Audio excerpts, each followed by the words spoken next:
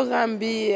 dañuy choisir 10 startups yoo xamante ne fépp lu ñu jógee ci Afrique et que dañu am ay solutions yoo xamante ne dina mën a régler suñu problème yoo xamante ne population bi dinañ ko soxla. Comme ci agriculture, éducation, health tech, c'est-à-dire technologie ak santé ñu boole ko mooy health tech ak mobilité mooy problème tout ce qui est problème transport mais ñu dugal ci tamit technologie pour régler transport yi dans les milieux urbains. Ba la lañ ciy gagné mooy seen produit askan bi dinañ ko jëriñoo et que dina régler problème et que tamit askan bi dañuy fay. Parce que produit tamit dafa soxla ay ressources pour defar ko gën ko améliorer et que def ko de telle sorte que mu plus nit ñi mën ko utiliser donc dinañ ci am xaalis pour perfectionner produit et que tamit xaalis boo xam dina tax dinañ mën a dem ci yeneen dëkk. dina doon lu metti parce que start-up bi yëpp ñoo am produit intéressant donc du yomb mais voilà dinañ jël les 10 meilleurs. mu nekk benn plateforme boo xam ne dafay lebalaate maanaam ay produits électroménagers ak high-tech genre nga soxla benn téléphone nga ñëw ci ñun ñu lebal la ko en plusieurs mensualités donc nag ñaari différents clients yi ñu gën a am mooy entreprise yi ak particuliers yi donc noonu li ñuy liggéey en gros donc programme bi ñu nekk nii mu ngi tudd Startup Bootcamp Afritech programme boo xam ne la y avait plus de 2000 personnes yi nga xam ne ñoom ñoo postulé si 2000 personnes yooyu ñu jël si 20 personnes donc 20 personnes yooyu tey ñoo ñëwoon pour def benn pitch battle donc à la fin dañuy retenir 10 personnes pour benn programme de 3 mois donc critère de choix yi dans un premier temps dafa am benn application boo xam ne dafa am en ligne boo xam ne da ngay ñëw def postuler maanaam wax sa entreprise lan lay def yan solution yu innovant nga proposé et cetera donc nag bi ñu defee loolu y avait près de 2000 personnes yi nga xam ne ñoom ñoo postulé si 2000 personnes yi ñuy wàññi ba mu am 20 yu ñu téye donc nag ñu ñëw defee ko au Sénégal donc y a presque plus de 19 pays qui sont représentés en gros. waaw donc en gros comme ni ma ko waxee initiative bi lim lay njëkk a mën a permettre mooy déjà yow da ngay am sa idée nga ñëw. mais sa idée mën na parfait mais dina am yenn yoo xam ne ñoom tamit dañ ko siy yokk dinañ ne la est-ce que doo defee nii wala doo defee nii donc 3 mois yooyu loolu lay gën a nekk bu ñu la waxee nag yi nga xam ne peut-être mooy say limite jéem ko améliorer après nag jéem a xool na la ñuy dugalee weccit bu ñu dugalee weccit nag loolu moo lay mën a permettre sa business bu nekkee business ready rek di nga mën a song yeneen dëkk yi pour nga mën a étendre donc nag business yëpp a am ay risques mais comme li may faral di wax rek n'est-ce pas banques yi ñu ngi fiy nekk ba léegi te dañuy lebale te ba léegi ñu ngi fi te boo xoolee ba xool sax da ngay gis ne ñun suñu culture dafa mës a am lebale suñuy maam yi da nga leen doon dégg dañuy jënd ay siwo naan bëccëg juróom ak bëccëg fukk donc tey du sénégalais yi ne dañu jubadi waaw wante dañ leen tegulul dëkk bi moo metti rek en même temps tamit bu lee yenn produit bu ñu ko naree jënd cash dafay metti aussi donc bu ñu leen tegalee ay solution yoo xam dina leen mën a permettre dinañ fay te duñ ko yëg rek dinañ jënd dinañ fay te li si gën a important lu tax ñuy bu ñu jëndee war a fay mooy tey boo jëndee téléphone suba da ngay soxla télé gannaaw suba nga soxla machine à laver gannaaw suba nga soxla leneen tey boo jëndee fayoo suba xëy na mën nga soxla leneen doo ko am. yónnee ma benn marketplace la boo xamante ne day tax vendeur Sénégal yi am seen boutique ci biir yónnee ma pour jaay seen ñi nekk ci Sénégal yëpp donc si vous êtes vendeur ngeen di jaay ngeen am seen boutique bu nekk physique wala ngeen di jaay sur Instagram wala Facebook mën ngeen ñëw ci yónnee ma dinañ leen créer seen boutique. ngeen di jaay di ngeen am accès à plus de personnes pour mën jaay seen produit parce que sunu site bi c'est bien référencé sur le net donc soo fa amee boutique sa produit day gën a feeñ ba pare di nga am accès à beaucoup plus de clients di nga def plus de ventes donc ñun dañu sélectionné parmi 20 startups yi nga xamante ne Startup Bootcamp daf leen di dimbali pour ñu gën a accélérer wu parce que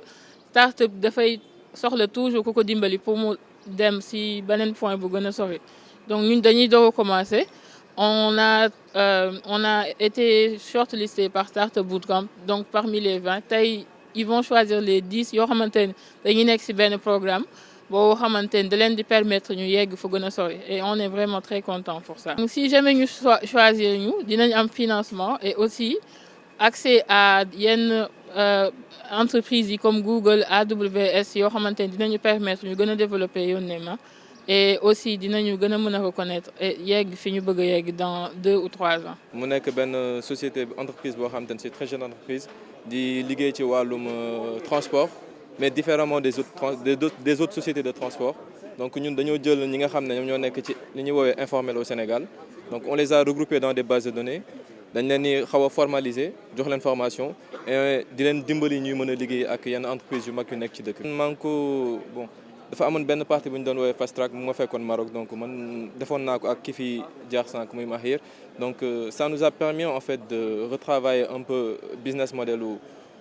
suñuy entreprise ba pare permettre ñu mën a rencontrer investisseurs yoo xamante ne dañu permettre ñu mën a lever mën a extendre suñuy entreprise sur le plan continental et mooy moyen bi nga xam ne moo ñuy permettre ñu mën a bâtir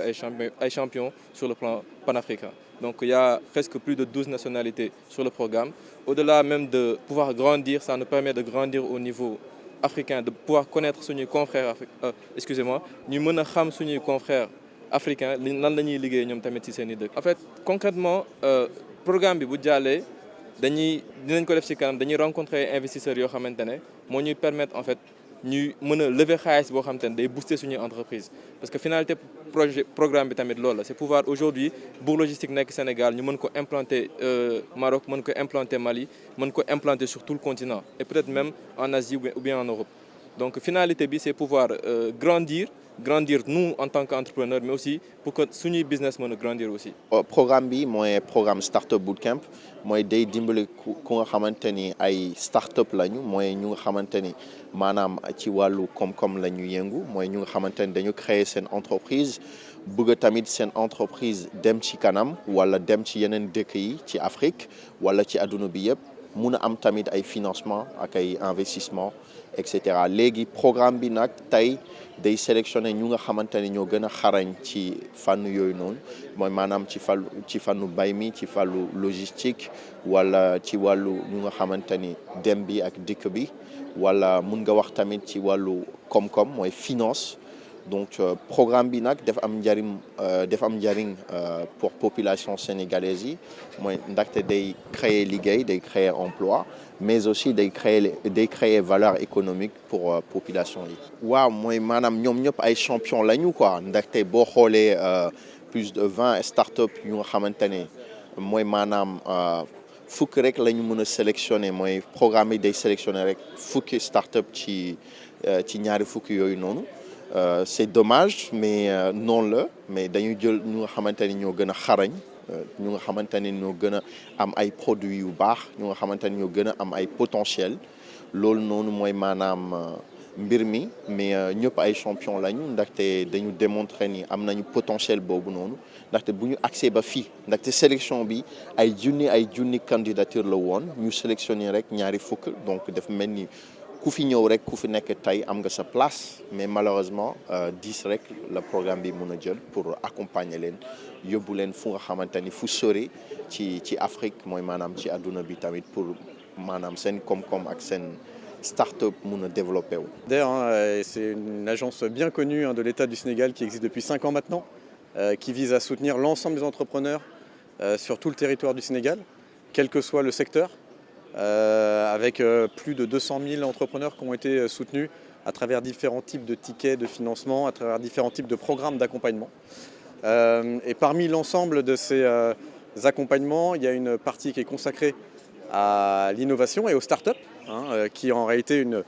petite partie de la DRFJ, mais qui fait pas mal parler à travers les réseaux, à travers les médias. On a donc différents programmes qui sont proposés et on a notamment cette collaboration avec Startup Bootcamp qui existe maintenant depuis un peu plus de 2 ans. On est très très heureux de collaborer sur ce programme pour permettre d'une part aux entrepreneurs du Sénégal de pouvoir avoir une ouverture sur l'international, en particulier sur le continent africain, puisque c'est la grande force du programme Startup Bootcamp, de pouvoir toucher, s'ouvrir à l'ensemble des pays africains, à l'ensemble des partenaires financiers, des partenaires techniques dont ils peuvent avoir besoin. Deuxièmement, c'est important pour la création de l'écosystème tout simplement start-up du Sénégal, d'avoir un lien, une collaboration avec un programme comme Startup Bootcamp pour créer une internationalisation, montrer que le Sénégal est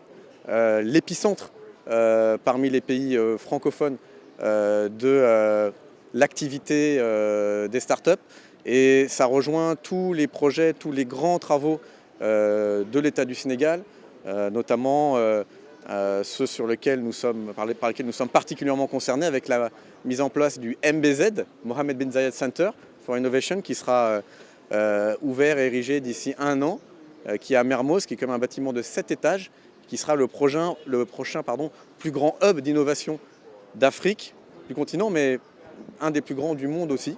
et dans lequel on accueillera, on abritera l'ensemble des startups, et également évidemment le programme Startup Bootcamp qui prendra une place encore plus importante. Les objectifs, c'est que l'ensemble des startups qui sont retenues par le programme puissent suivre d'abord le programme qui est proposé par Startup Bootcamp, puisqu'ils ont leur propre programme. Ensuite, ce programme, il est délivré au niveau du D-Hub à la DRFJ. Donc c'est très intéressant puisque ça crée dans notre structure des liens directs avec l'écosystème du Sénégal, puisque nous catalysons en fait l'ensemble des actions autour des startups du Sénégal. Et donc ça nous permet, en tout cas, d'apporter un maximum d'appui pour ces startups, pour qu'elles puissent soit évoluer ici au Sénégal dans leur projet, soit en tout cas créer des liens avec l'écosystème. En fait, dans la collaboration avec Startup Bootcamp, il y a un financement à la base en fait, pour permettre à Startup Bootcamp de distiller le programme, de le mettre en place ici. On a aussi dans la collaboration, on met à disposition nos espaces, nos équipements, on met à disposition certaines de nos ressources humaines pour justement les aider sur les parties techniques, l'implantation ici au Sénégal, etc. Et puis, on crée un maximum de liens effectivement avec des programmes portés aussi par la DRFJ, d'autres programmes portés par la DRFJ. Notamment, on a un programme qui va être lancé dans peu de temps, qui s'appelle la Fabrique des Champions, où on va avoir pendant 6 mois une sélection d'une trentaine d'entrepreneurs, alors pour le coup que du Sénégal, qui seront accompagnés vers ce qu'on appelle l'investment readiness, c'est-à-dire comment aller chercher des financements assez élevés pour pouvoir justement trouver des partenaires internationaux, pour pouvoir aller chercher des marchés un petit peu partout.